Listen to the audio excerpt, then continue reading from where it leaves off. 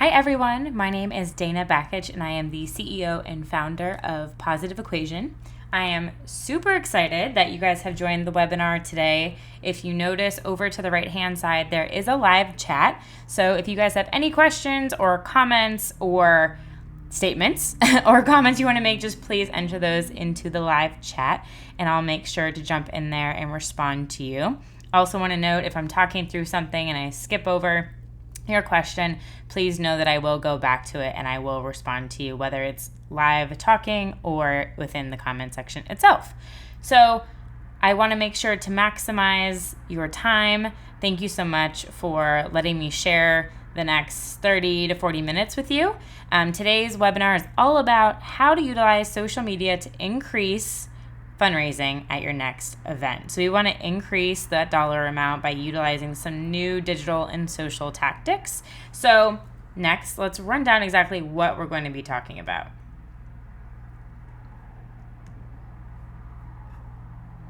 So the rundown. So I'm going to go over my promise and key takeaways, my personal why for why I run this company, really dive into fundraising and social media and how they're intertwined right now and kind of the state of the state. We're going to talk about how to build interest for your event through digital, how to put together live programming, how to build some digital partnerships and sponsorships that might be new for your event, and then how to extend the impact of your event after it's over. So what happens that next week to make sure you don't lose all the excitement from your event. And then we'll go over where to learn more about Positive Equation and to make sure that we connect. So my promise, I promise to really get into the nitty-gritty details and make sure everything is clear. This is a two-way presentation, so again, please utilize the live chat to your right, and you'll walk away with items that you can execute immediately. And I think sometimes in webinars, people talk kind of loftily about ideas, and so I want to make sure that everything that we're going through in here is very tactical and that you feel like it's presented in a way that's clear and that you can execute. So if you ever have any questions on that or feel like I'm not presenting in a clear way, please again make sure to utilize that comment section so that I can get back to you and make sure that everything is explained properly. So today you will learn how to craft a pre, during, and post-event social media strategy. You will learn how to execute impactful live content. And what I mean by live content is utilizing Facebook Live or Instagram Live with or YouTube Live, anything that's around digital and live content we'll go over. 3, this is a big one, how to monetize your social channels through creative partnerships. That's right, your social channels can make you donations. So we're going to go through how to do that. And 4, most importantly, how to analyze and then monitor those metrics to make sure that your campaign or your event was successful and utilizing some of these new tools. So, hello, my name is Dana, and I just wanted to share a little bit about me. So I am a Florida girl. I have lived in Sarasota, Florida. That's where I was born and raised. And then I graduated from the University of Central Florida in Orlando. And then went back to Sarasota right after school and worked for a nonprofit for a few years. And that's where I really was able to understand the nonprofit space. And we were a team of 4. So I understand when it's 1 or 4 people working on a team and you're wearing many, many hats. And so you want to be able to utilize your time in the best way possible to execute things to make an impact with your cause. So definitely understand that. Then I moved to New York City and worked for a couple different agencies there within the sports field and then entertainment and consumer products. Really learned a lot and gained experience. And then decided about 2.5 years ago to start my own company, Positive Equation, the social media consultancy, really working with the purpose-driven organizations and nonprofits. And at the same time I launched my company, decided to move to the West Coast. So I am currently talking to you from sunny Los Angeles. I am a conscious consumer, so I am all about purchasing sustainable items. And then also purchasing, I like to invest back into female entrepreneurs. So I am someone who is very focused on looking at labels, I say, like food ingredients to make sure they're quality. I've been very fortunate. I just finished a project working with American Idol on the last season as a digital producer. So if you're familiar with the show, familiar with Lane Hardy or Alejandro or Katy Perry and Luke Bryan and Lionel Richie, I worked very closely with all of them and had an incredible season working on Idol. And then I've worked with some amazing nonprofits from Movember to Dress for Success to #Lunchbag to the LA84 Foundation on their social media strategies. And just a little note, I love to travel. 30,000 feet is where you can find me really happy or cuddled up watching a movie. So that's a little bit about me. And then I wanted to kind of now go into the fundraising and social media state of the state. So this just kind of gives you a broad overview, and these are all from the nonprofitsource.com from 2018's charitable stats. But this just shows you the increase of donations through social. It is on the rise. 21% of donations in 2018 were from social. Over half of high wealth donors prefer to give online. And then I loved this stat because I think a lot of people are now using Facebook ads because of the algorithm changes, and nonprofits that utilized building out custom Facebook audiences drove 63% more online donations. So this just means they were getting really targeted in who they were talking to be able to see this increase. And then overall online revenue increased by 23%, up from 15% the previous year. Another stat page, so Giving Tuesday is going to be here before we know it. And for anybody who's participated in the campaign before, it is a really big deal for nonprofits, and the social platforms have been stepping up. So this slide really just showcases Facebook alone helped raise more than $125 million on that one day. And that was up 178%. It's incredible. Facebook and PayPal, both merchants, matched $7 million in donations in the United States to nonprofits on Giving Tuesday. And I think what was really interesting here is the payment processing platforms that are listed. So Facebook receives incredible amounts of donations, the highest, and also percentage increase. And I'm not sure about all the others, but Facebook, when you're donating through a Facebook fundraiser that is created through the actual nonprofit page, or if you use the donate button from the actual cause, there are 0 fees. Facebook in the last couple of years removed any fees. So I think that's different, because I think a lot of these other organizations tack on a percentage that is then taken away from the donation that a user gives. So just something to note, to really invest some effort into Facebook because you're receiving the most amount of value. So going straight into Facebook, and I think this is incredible, over the past 4 years, Facebook's fundraising tools have raised $1 billion with a B dollars. Right now in the live chat, can somebody give me some thumbs up or some high fives or some claps? Use those emojis. 0 fees, like I stated. The difference is personal fundraisers do have fees. Okay, so I list here the 2.60% and 30 cents. All right, so that's the difference. So if you personally create a fundraiser on behalf of a nonprofit, that's where the fees come into place. If you are the charity and you create a fundraiser, there are no fees. So that's a little bit of the difference. They've integrated great tools such as the donate button and Facebook matching. So if I'm an individual and I say if $2,000 is raised, I'll match that. And so that adds an extra incentive for people then to want to donate. So then going into kind of the other platforms, Instagram has a new Instagram story donate sticker. Also, let me know in the comments if you guys have heard of this feature before. It's pretty new. It came out within the last few months. Twitter has a donate button that's been around for a while. And YouTube, pretty new. They have a donate in chat, which has existed, but now there's a new donate card. So if you look at this graphic I have here, they are able to then add a card that's a donation feature. So they can feature it within the video. So as this video plays, you can pick at what time slot that donate card pops up that somebody can then click and go to a website to be able to give a donation. So I'm not sure. I just kind of wanted to do a state of the state on the different main channels and how they incorporate donations and giving into what they do. And now we're going to kind of segue. We're going to get started into specifically talking about your pre-event state and how you really build a solid foundation. Let's switch over for your event. So I always laugh at this GIF, which I think is great. So you're building a strong foundation, right? This is what I call your traditional planning phase. And you guys in the comments, let me know if I'm missing anything. But when you're creating an event, you're usually researching and you're booking speakers. You might have an MC. You're selecting your venue. You have your run of show. You're starting to reach out to sponsors for different elements, whether it's maybe food or music or the table sponsors, the individual seats. So you're doing ticketing. You're trying to gather silent and live auction items, right? Do these all sound familiar? Okay.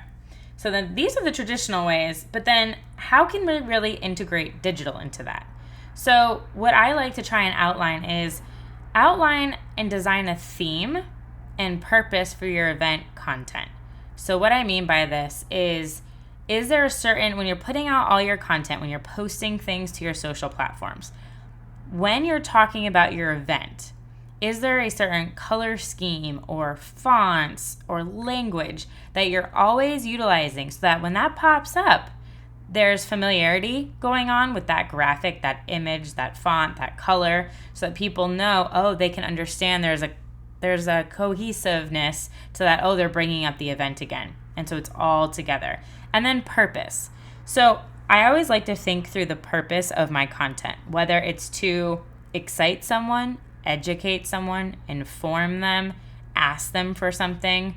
Make sure when you're thinking about your content strategy for your event that it's not always buy your ticket, buy your ticket, buy your ticket. No one wants to just receive the same message and content over and over. So make sure that when you're thinking about what's a new element that I can share of this event. Maybe it's behind the scenes. Maybe it's just a photo of your whole team with thumbs up sitting at a board table and you're really diving through the details. Maybe it's a video of a site visit if you have a venue and walking through the space and showing them how it's going to be set up. Maybe one is a call to action for a ticket, but then what does that ticket help do? What does that dollar amount lead towards? What's the impact that it has? So really think about your design theme and your purpose for your content. 2, kind of leading into what I'm talking about with content, is create a weekly content strategy. And on the next sheet, I'll show you an example of kind of how I help visualize it, because I'm a very visual learner. But through the week, think about, outside of the other content that you have, how many times per week, and this might change a couple months in advance, up until 2 weeks, up until the week of, up until the day before, for your event. And think about what are those pieces of content and that communication that we need to share with our followers. This next part is crucial. So if you have speakers or any prominent individuals that are going to be attending that have a social media presence, and I'm talking about whether they have 50 followers or 50 million, make sure you create assets for them that they can post on social media with some sample copy, right? If you have key hashtags, make sure they have your handles so they're following you. That just helps you amplify your event. So you want to make sure you have those done in advance. And again, going back to the first bullet here, is make sure those assets have the same design theme so it all fits together. Anytime anyone sees anything about your event, it's going to make sense from a visual standpoint. Then invite your followers in on the planning process. This is jumping a little bit ahead into live content programming, but you can definitely stream a live video announcing what the venue is going to be, any possible sponsorship opportunities. If there's some way to incorporate someone that benefits from this event, have them sit next to you and talk about how exciting it's going to be. If there's a speaker, maybe they'll go live with you. So there's lots of different brainstorming you can do that we'll get into in a bit. And then make sure you set up a Facebook page to share details and sell tickets. So you can set up a Facebook event even if your ticket sales aren't ready, and you can always add the link later. But it sends out a notification for everybody to join, to receive updated details. If you want to host part of your live or silent auction online, you can do that as well. But really think through these bullet points as you're building out the traditional elements of a fundraising event. So this is kind of some examples. So if you're writing down, and I want you in the live chat, throw out some content themes that could work for you guys. I put here inspire, educate, ask, empower. So you want to think through in your weekly content, what are the themes behind my posts? If I'm sharing a story, what is its theme? What's its purpose, right? And if I'm introducing a speaker, am I educating? What's the point? So Monday through Sunday, and I highly recommend you do not have to post every single day. If you don't have great content, it's all about quality. You want to have consistency and quality. So if you have enough time where you can go ahead and put together 3 amazing pieces of content, then do 3. If you have 5, do 5. But you want to make sure it's timely, it's quality, and that it's consistent.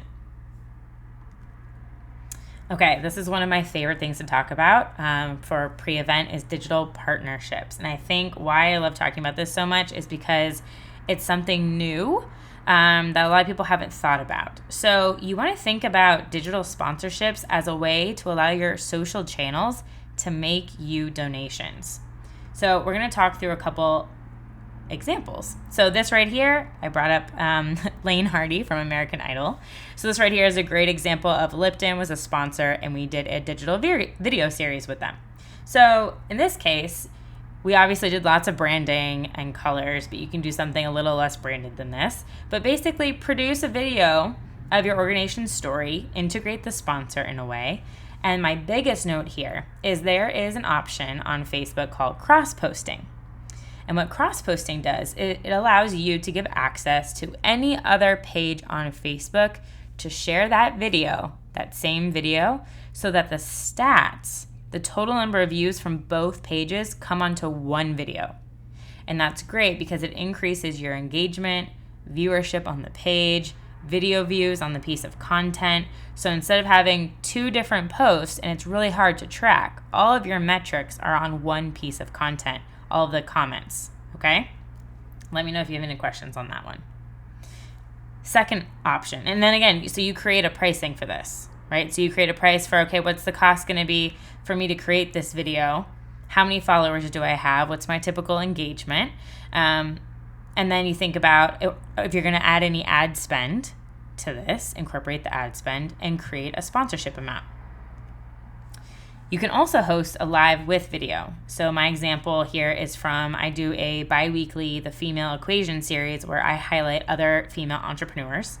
And you can have someone join you remotely. So in this case, Danielle, who joined me, was in New York City, and I'm here in Los Angeles. And so we're able to have a split screen interview. And what's great is it's really hard to see here because I took a screenshot, but both our channels are activated. So her followers are notified that we're live and my followers are notified that we're live. So again, it's a way to double amplify the message and get a share of followers. Okay, so it's reaching a new audience. You can also, on the same wavelength with Instagram, you can allow a company to take over your Instagram story, which then now pushes to Facebook too, to showcase their company.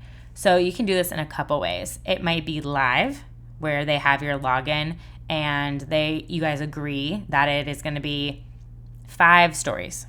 Okay, so they're going to showcase 5 things and you talk about them in advance, what they're going to be, and they can take it over and showcase a little bit about the day in the life of, or maybe they're having a volunteer event, and then they can tag it. They can put information about their business. Maybe they have a call to action where they can use then your link in bio to learn more information about how you guys are partnered and working together and the impact that they're helping you make. Or the other way to do it is if you don't want to give over your handle, you can just ask them, if you know an Instagram story is 15 seconds, you can chop them up afterwards and they can do little videos for you. And they send you the videos and then you can upload them and add all the stickers and tags yourself. And again, another way to make sure there's a direct call to action is utilize your link in your bio to feature their website. So if company X really wants to feature a certain product, and maybe that product is giving a partial proceeds back to your organization, then in their videos, they can say, make sure to check out the link in bio to purchase. So it's not, the Instagram story just doesn't stay there for a short amount of time without any ROI. You can have that link to make sure to be able to do that. Another great opportunity for digital partnership, and this is a little bit more costly, but Pencils of Promise was a great example of this, was creating a VR experience. So for Pencils of Promise, it was really hard for them to showcase what it was like in rural Uganda, right? So for them, they were like, okay, we want to do VR exploring a schoolhouse that the organization helped build and let people feel what it's like to be in that room, see these kids' faces. So they were able to put together this VR experience. And there's lots of different programs. I think Oculus has the Oculus for Good program, where you can receive grants to be able to put something like this together. And in this case, they had Oculus devices at their gala, but there's also the cheaper branded cardboard VR glasses that are optional, that allow you to experience it by just putting your phone in and downloading an app. So in this case, at their gala, they were able to raise more than $2 million, and this footage received more than 8 million views. So it also lived online as a 360 experience. So it was incredibly impactful and helped to significantly increase their funds at their event, and also created quite a unique experience in the room. So everyone's question, how do you price a digital sponsorship? So this is very much based on what channels are your strongest, where are you going to have this activation, who is your audience? If your audience online through social, and this is doing some research into your analytics, but understanding what value does it bring for somebody to spend money on your digital channels. It doesn't matter if you have an audience of 2,000 or 150,000, as long as that audience is someone that partner wants to speak to. The other thing is, if your audience is larger, then you have the ability to really increase the amount you're asking for because they're reaching more people. And the great thing about it is it's all measurable. It's very different when you're talking about a sponsor and you say, put your logo on our pamphlet or our program. And you don't really know exactly how many eyeballs are going to see that, except for maybe who's in the room. Doing a digital partnership, that content lives on forever unless you take it down, right? So the other thing you can do is, if you don't have a huge social presence, you can include digital ad spend into that package to boost it. So if you know, we only traditionally get, 100 views on something. Okay, then maybe ask for a few $100s to boost that content so you know you're getting a couple thousand views. And by building a Facebook ad, it gives you estimations when you put in your audience and what your objective is on what the ROI will be of that ad. So you can give them some estimates on what their return on investment will be. Okay, please make sure, if I'm going quickly, I'm just trying to make sure that I'm going through this quick enough, but clear. And I want to make sure I'm answering all of your questions. So please, if you have any, as I've been going along here, please put them into the chat and I'll get back to you as soon as I can. We're gonna jump into the next section here, which is live programming. Another one of my favorite things to talk about because it is so impactful and amazing since the algorithms have changed. So going live across any platform is great because, if you've noticed, you will get a push notification to your phone. So similar to when you have control through an app and you're able to do a push notification, going live is the same thing. So if you're Facebook, Twitter, Instagram, YouTube, you get a notification that your organization has gone live. And the best thing, on Facebook, I'm not sure on Twitter, YouTube, you can have a donate button. Again, Facebook is free, no charges for service fees. And you can be able to incentivize and excite people to donate in real time. So when you're doing live programming, you can do it pre-event, during the event. You could stream the whole event live, or you can do it post as a recap. So, but you want to really make sure you think through what you're sharing in the video. If it's pre-event, is there certain people that you can interview and talk to about how excited they are for the event tonight? Is there speakers that can be a part of it? Is there the MC that can be a part of it? Is there sponsors? And maybe they're the ones that are then paying for it because they're hosting it. And then they can cross-post it live too to get more viewers, right? Will speakers also cross-post it to share it with their teams? And make sure you include, again, having a specific call to action in the copy of your post is huge. Make sure people know our event's live right now. Donate below if you couldn't join us tonight so they can go down, or be even more specific. Right now you can donate $200 and that will go towards X, and put it in there. It's very key to make sure you have quality audio and lighting when you're doing this. You want to make sure that your audience can hear you and see you. Make sure you're watching the comments so that you can be able to answer people if they have questions. If they can't hear you or see you, people will definitely always let you know. So make sure to check that out. And then here's an example. So Children's Miracle Network Hospitals is a nonprofit that is dear to my heart. And they recently streamed a live video feed during their annual Children's Hospital Week fundraising event. So if you look here on the graphic, and I'm sorry, it's really hard to see because it's small, but they were live, I think, for about an hour and a half or 2 hours straight. They had multiple cameras, so this was more an advanced one. But I'm going to show you on the next slide, I'm going to show you a system that we used at American Idol that was incredible, and it's reasonable to do live streaming with multiple cameras into multiple platforms, all using just your cell phone. So here you'll see they raised nearly $5,000 just from their Facebook Live and generated more than 250,000 views. And there's a whole bunch of comments coming in. They were commenting back to people, tagging everyone that was performing. So again, it's a great way to interact with people that can't be there with you in person. So how do you do this? So this is a more advanced setup, and I don't want it to seem too complicated because it's really easy to use. Sling Studio is the device that you see that has the white with the tripod. And what Sling Studio does is it allows you to connect multiple devices to produce a multi-camera live. So what you're seeing here is it's a broadcast interview setup, right? So you have your seats and the stage, and they have set up 3 phones, and then they have 1 camera that's more professional grade that's focusing on the audience. But you could have 1 device, or I think you can have up to 8 different devices to showcase different views. And then they have a desktop and they have an iPad control panel. So you're literally, it's super easy to use. You can upload outside videos. So if you had B-roll you wanted to use, you can upload lower thirds. You can do different call to actions. It's amazing. So you can add a little bit of copy in there if you wanted to. You can add logos. So if it's branded, you can do that. And then Restream.io allows you to multi-stream. So what that means is you can go live across Facebook, YouTube, your website, and Twitter all at the same time. So you're reaching multiple audiences where they are, and you're giving them this produced, and you can set up these cameras. You can have people standing there as volunteers, or you can just have them be stable shots to give them this true produced sense of this event that you have going on and let them be a part of it from afar. Again, to do any type of lives, a tripod is great for stabilization.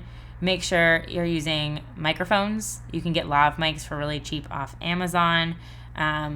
And then a ring light. So a ring light, again, off Amazon, you can get really reasonable to be able to set up if you need some direct light source somewhere, if you're setting up a small area to do interviews, just to make sure you can see everybody's faces clearly, or especially if your event's outside, to have an area set up that's specifically for lives.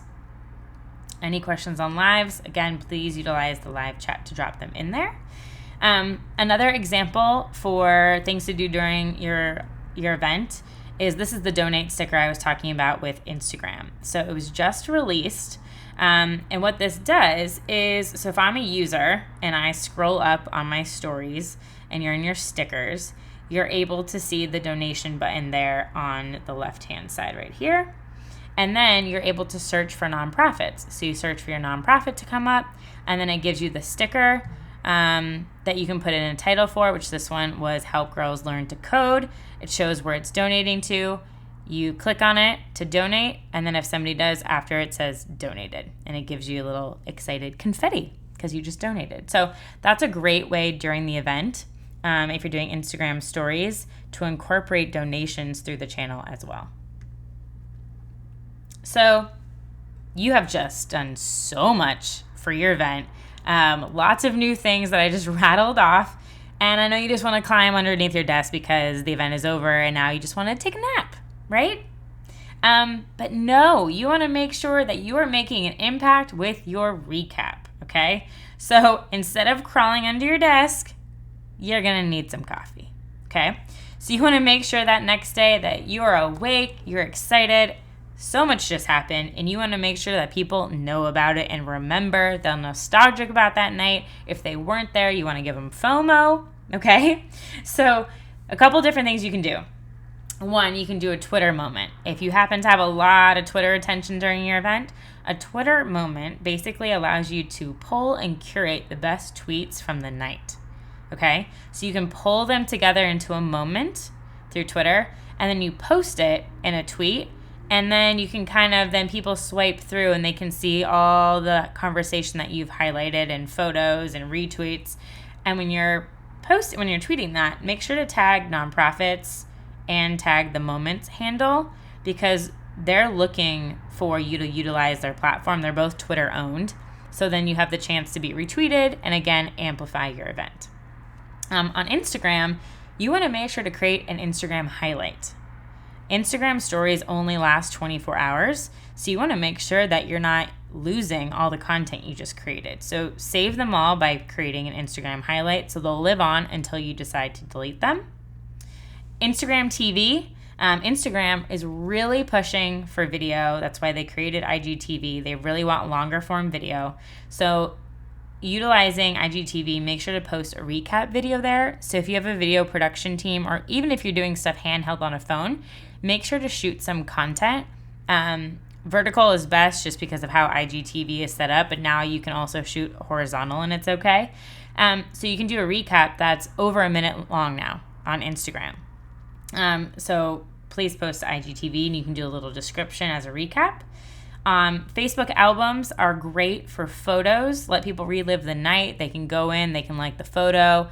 They can tag themselves in a comment, tag a friend. So again, it's sharing photos, and then maybe they'll save them and repost them if they see a photo of themselves. So great way to have them going back to your social channels the day after an event. And then I love data. So after 24 hours, kind of let all the data sink in, pull together a stats report from all your social media channels to see how your channels performed. I'll go over these, but I like to use Sprout Social. Sprout Social does a really great job of analytics, audience analysis, and content management and community management. So full service platform that's really reasonable. I have a link that you can utilize. And then I think through here, these are walkthroughs. So we won't go through these today, just due to time that I was going to show you these, so we'll pass over this one. But for your social media impact report, these are the different kind of buckets that I would break your report into. One being digital partnerships. So who did you partner with? What was that activation? Did you raise any funds from your social media channels? What were your top performing content posts? What was your average engagement rate, your reach, any video views from what you posted? Did you see an increase in followers over that 24-48 period? And was there any new website traffic of people going there to donate or to look at other maybe services or impact that you do in your community with your cause? Now, we've kind of go over the pre, the during, the post. So now let's talk about all the tools to make all of that possible and seamless and easy for you. The good stuff. So I talked about Sprout Social. DM me at Positive Equation or Dana Bakich on Instagram, or email me, dana@positiveequation.com, for a special link. I will also send out an email afterwards with all this. And I'll probably put some below too on this website for you guys to pull. So Sprout Social, again, full service content management and analytics tool. Amazing. I like it better than Hootsuite. So if that's what you're using right now, check out Sprout Social. Social Rank allows you to, this is basically for Twitter, but if you were going to do a Twitter influencer campaign, you can really find and analyze your Twitter audience on Social Rank. People Map is Instagram focused. So if you are going to run an Instagram influencer campaign, they have a great platform for you to be able to filter through your audience and contact them, create a campaign within People Map, track the campaign, see all the metrics around if they helped you gain new followers, what they're posted for you, how successful it was. So 3 great tools right there. And then really tactical, Canva is a free design tool with great social media templates. So if you don't have a graphic designer or you struggle with creating content, Canva is great for setting you up with some really nicely designed templates for you to utilize in branding. Unsplash has free imagery to use for content. And what I like about Unsplash is it doesn't look like stock imagery. It's actual photographers out there that are giving the rights for you to be able to utilize their content. So check that place out. And then Creative Market. So Creative Market is great because if you utilize Canva, and like I was talking about wanting to have a design kind of aesthetic and theme to your event, you can buy a whole themed template in Creative Market and presets for like your photos that are super, super reasonable. And then you can import them into Photoshop or Canva, PowerPoint, whatever you use to design your content. And then you're easy and you're ready to go. So now we're getting towards the end. I want to make sure that go to Positive Equation on Instagram, DM me, let me know if you have any questions. Get the tools to make your life easier, please. They literally will save you hours and hours and hours. And keep in touch. I have a Facebook group called Purpose Driven Marketers. So head over to Facebook and join that group. There's a good community there where you can ask questions and interact with one another. And I have an online course. So this is social media training for today's nonprofits. So this is very focused on Facebook ads, how to do your Facebook ad, how to know who your audience is on social media. So we'll break that down. We'll talk about content creation. So there's 3 videos, 3 worksheets. You get access to my course Facebook group. And again, this is designed to be completed. There's a lot of courses out there where it's like, you have 20 videos. And it's like, I will never watch 20 videos. So my promise, again, is to really provide you here with valuable tools and resources, make you feel really confident and empowered to succeed in the role that you're doing at your job. Oh, and then I would love to work with you. So outside of my online course, I do custom workshops that are one-on-one where we really, really, really dive into analytics of your organization, and I ask what your business goals are and then help you design a digital strategy that aligns with those business goals and how that we can work in parallel to accomplish those goals together. I have consulting calls. So if you do have that upcoming event and you just really want to talk through your strategy plan, maybe you just want to talk through how to create an influencer campaign or a social ad, we can do those one-offs anytime. And then again, my online course. So you can check all of this out at positiveequation.com/services. And thank you guys so much for your time. Follow me on all the social media platforms. And thank you so much again in the live chat. Let me know if you have any questions. And I hope to be hearing from all of you very soon. Have a great Tuesday.